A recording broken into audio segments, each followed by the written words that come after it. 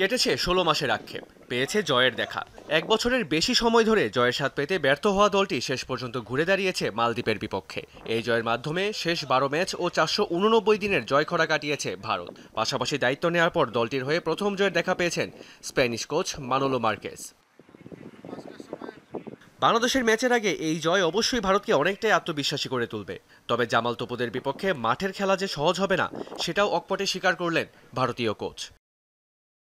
মালদ্বীপের বিপক্ষে দল যেভাবে খেলেছে তাতে আমি খুশি, তবে এখনও কিছু কিছু জায়গায় উন্নতি করতে হবে আমাদের, কারণ আমাদের পরবর্তী ম্যাচ বাংলাদেশের বিপক্ষে।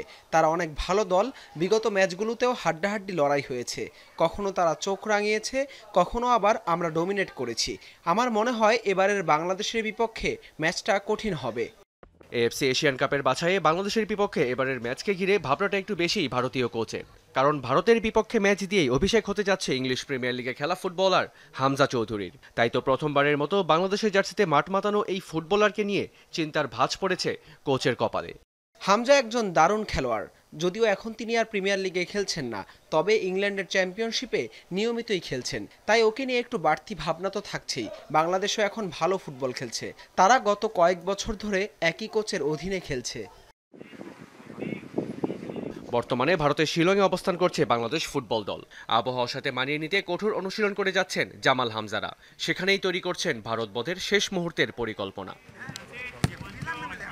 মেহেদি রিয়ান, যমুনা স্পোর্টস।